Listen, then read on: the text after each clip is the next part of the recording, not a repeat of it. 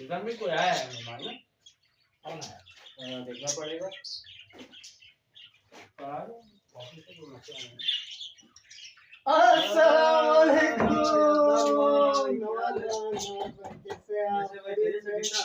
बढ़िया से बात बस यार कैसे हैं आप? खैरियत से हैं? कैसे आना हुआ? आज भूल के आ गए आप? यार बेसिकली आए थे यही परिंदों के हवाले से। अच्छा, हमें तो पता था आपके पास ये काम हो रहा है माशाल्लाह। Thank you. अब आपने जो है वो एक्सपोर्ट वगैरह का भी मामला स्टार्ट कर दिया। मुबारक हो, बहुत बहुत मुबारक हो। उसी के हवाले से जो है वो थोड़ा सा मामला था कि हमारे कुछ दोस्त है अच्छा जो कि मिल के जो है जॉइंट वेंचर में बजीज के एक्सपोर्ट का काम शुरू किया। अब मसला ये कि उनका है ये पहला काम, ठीक है सही है। तो इंफॉर्मेशन से रिलेटेड भी चीजें आपसे रिक्वायर्ड है और फिर मान भी आप ही से चाहिए। तो थोड़ा सा मुझे गाइड करें कि मतलब बर्ड्स में ये काम करना मुनासिब है एक्सपोर्ट में बजीज का? बर्ड्स में देखिए ये तो हर साल जाता ही जाता है, ठीक है कुछ भी करिए हॉट फेवरेट रहता है। मतलब ऐसी बात है, ऑस्ट्रेलिया सिडनी में देख ले तो वो तो जंगलात में परिंदे छोड़ देते हैं एक नेशनल एनवायरनमेंट के लिए, तो परिंदा जाता है, ठीक है क्या पता है क्योंकि उनको ऐसी बात है ये तो वाइल्ड में रहते हैं तो ज्यादा अरसा जी नहीं पाते, तो यहाँ पाकिस्तान से ही मंगाए जाते हैं वहाँ पे। सही। तो बजीज के रेट वगैरह और आपके पास ब्रीड कौन कौन सी है? रेट जो है वो मार्केट से जैसे जाते हैं तो वहाँ तो अभी सर्दी है तो महंगे ही मिलेंगे। सही है। मैं एडल्ट तो नहीं देता, खैर मैं देता हूँ बच्चे, तो बच्चे जो हैं वो अब मार्केट में 700 800 650 ये चल रहा है। ठीक है आपके लिए 600 रुपये।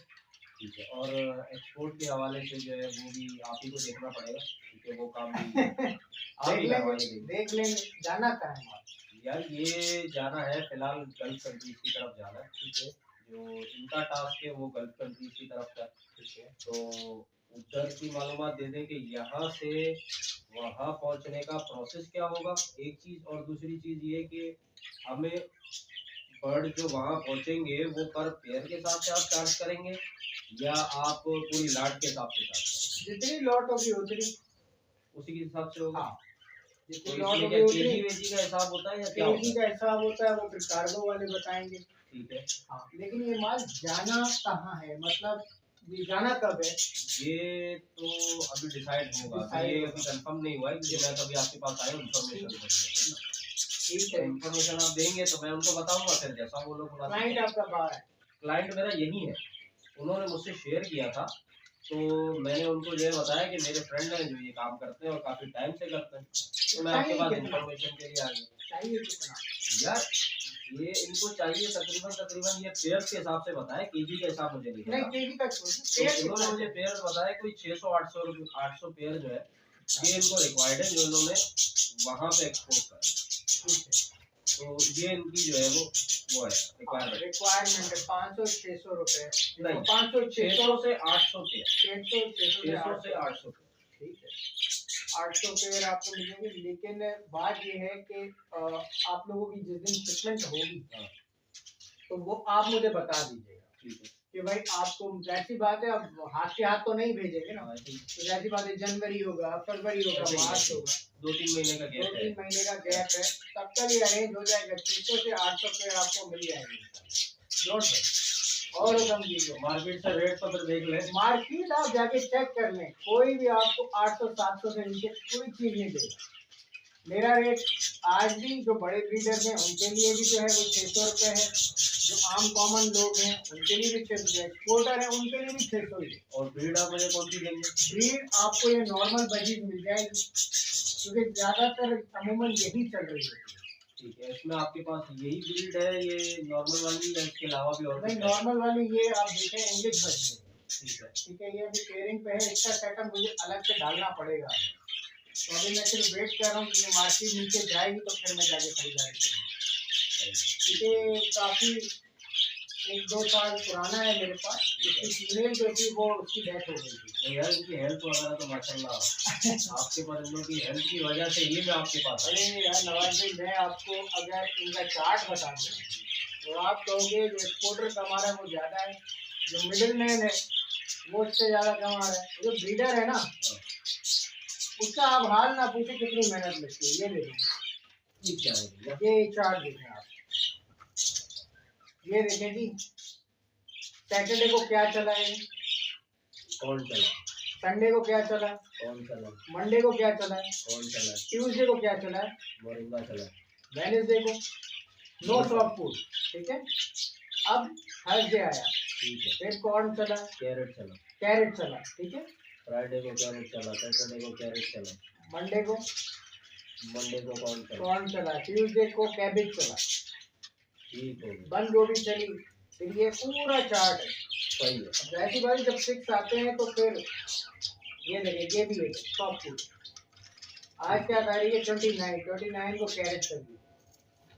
सही है, मतलब आप soft food hard food mix करके दोनों जो है, दोनों मिक्स करके खिलाओ। दोनों में अक्सर ब्रीडर ये करते हैं कि सॉफ्ट फूड खिला देते हैं, तो यार एक दिन तो चल जाता है बर्ड को, अब बच्चे हुए हैं यार उसके। तो ऐसी बात है, सीड वगैरह ये अगर सारी चीजें आप अगर सॉफ्ट फूड प्रोवाइड नहीं करोगे, ना उनके पास टाइमिंग वाले निकलेंगे, ना उनकी हड्डियाँ मजबूत होंगी, ना उनकी उड़ान सही होगी। और जब नॉर्मल मार्केट में आप जब बेचने जाते हो तो वो 100 नुक्स निकालता है जाल वाला, ये नहीं है, ये नहीं है, ये ठीक है, वो ठीक है। इन सारी चीज़ों से बचने के लिए यार आप अपने खुराक अच्छी कर लो। हाँ बिल्कुल है। क्या वो आपके परिंदों का मैं वैसे ही जो हेल्थ की वजह से ये डायरेक्ट आपके पास आया कि आपके पास एक तो ये इन्फेक्टेड केयर नहीं होते हैं, क्योंकि मैं पहले भी एक दो दफ़ा जो है वो इन्हीं लोगों का काम यहाँ पर किया था, तभी एक्सपोर्ट के बारे में सोचे। तो इन्हीं लोगों के मुंह से मैंने सुना है कि यार हम लोग पेयर लेकर आए और वो पेयर जो है उनकी वजह से हमारा जो है वो पूरा केक जो है वो इन्फेक्टेड, पूरा का पूरा स्टेट जो है इन्फेक्ट हो जाए। इसीलिए जो मैंने सुना, मतलब यार हमारे यलदान का ही है, वो काफी टाइम से जो है वो इसी बल्क क्वांटिटी में काम कर रहे हैं। यार नवाज भाई ये लोग सफाई नहीं करते, केजेस भरे हुए हैं अपने, वो डस्ट भरी पड़ी है, गंद भरा हुआ है, कोई इश्यू नहीं है। और देखो पेड़ कितना अच्छा है। अब ऐसी बात है, ये तो अपनी जगह पे साफ है, ऐसे ही हमारा वेयर हाउस है, वो भी हम साफ रखते हैं कि भाई नहीं कोई अब बाहर से परिंदा में इस वजह से भी नहीं लाता, हो सकता है उसके अंदर बीमारी हमें तो पता नहीं चलेगा, वो तो 1 हफ्ते बाद पता लगेगा जब 2-3 बीमार होना स्टार्ट हो। बड़ा रिस्की काम हाँ है, तो बड़ा रिस्की काम भाई, मासूम परिंदों की हिफाजत करना आसान काम नहीं। बच्चों की तरह इनका ख्याल रखना पड़ता है यार, कोई लड़ तो नहीं रहा, कोई तंग तो नहीं कर रहा, कोई कॉन्फ्लिक्ट तो नहीं हो रहा, कोई बीमार तो नहीं है, ऐसी बात है। ये चीजें तो बिल्कुल। तो अब फिर जो है वो उनसे मैं ये मालूमात शेयर करता हूँ, और फिर जैसे भी रेट होते हैं, जाहिर है वो भी आगे पीछे से एक दो जगह से तो रेट उनको भी ऑप्शन देंगे, तो वो लेते हैं, फिर इंशाल्लाह जो है वो आपसे रब्ता करते हैं। हाँ क्यों नहीं। बस आप ये देख लें कि मार्केट में तो ये रेट नहीं देता जो मैं रेट देता हूँ, आप भले पता करवा लें। इवन के मेरे पीछे वो एक और बंदा भी है, वसीम भाई को पता होगा, मुझे 500 पेयर हर दूसरे महीने चाहिए होता है। साहब बोले, मैंने कहा ठीक है सर।